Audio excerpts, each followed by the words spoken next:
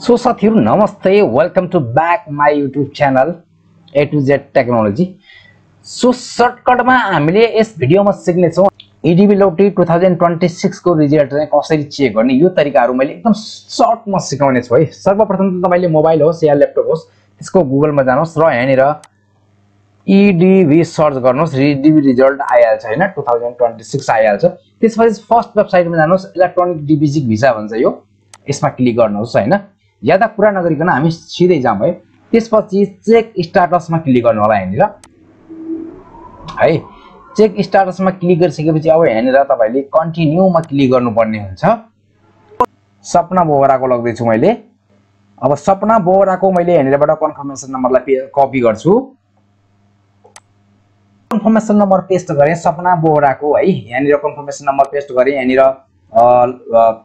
Last family name third type गरेर यहाँनिर year of birth राखेर अब यो जुन ट्याक्स यहाँनिर छ यो ट्याक्स मैले यहाँनिर टाइप गर्छु X9 OKC8 है। अब मैले सबमिटमा क्लिक गर्छु है त। अब हेर्न सक्नुहुन्छ यो चाहिँ नपरेको है, हैज नट बीन सिलेक्टेड भनेको छ। यो चाहिँ नपरेको डीबी हो। अब परेको डीबी चाहिँ हामीलाई कस्तो देखाउँछ त है। यो परेको डीबी चाहिँ हामीले अब मैले अर्को यसमा कन्फर्मेसन अर्को क्लाइन्टको कन्फर्मेसन नम्बर मैले यहाँनिर राख्छु। परेको डीबीमा चाहिँ कस्तो देखाउँछ त है। सो साथीहरु अब हेर्न सक्नुहुन्छ मैले यहाँनिर मेरो क्लाइन्टको कन्फर्मेसन नम्बर राखेँ। तपाई पनि आफ्नो कन्फर्मेसन नम्बर राख्नु होला र यहाँबाट लास्ट फ्यामिली नेम राख्नु होला, यानी कि आफ्नो थर राख्नु होला। त्यसपछि यहाँनिर इयर अफ बर्थमा तपाईले आफ्नो जन्मेको साल राख्नु होला। त्यसपछि अब यो बक्समा जे अक्षर छ त्यो अक्षरलाई यस बक्समा टाइप गर्नुपर्ने हुन्छ। यदि यो बुझ्नु भएन भने तपाईले यो अप्सनमा क्लिक गरेर यसरी अक्षर पनि फेर्न सक्नुहुनेछ है त। अब मैले SWBY क्यापिटलमा छ, SWBY एन्ड 4। अब सबमिटमा क्लिक गर्नु होला।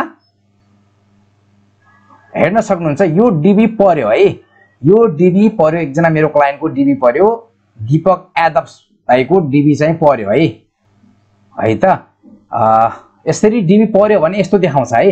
यो चाहिँ डीबी परेको हो, यो चाहिँ डीबी परेकोमा यस्तो देखाउँछ। सो साथीहरु मेरो भिडियो के कस्तो लाग्यो कमेन्ट सेक्सनमा कमेन्ट गर्नु होला। हजुरले यो भिडियो कहाँबाट हेर्दै हुनुहुन्छ कमेन्ट गर्नु होला है त। ल हवस् त है।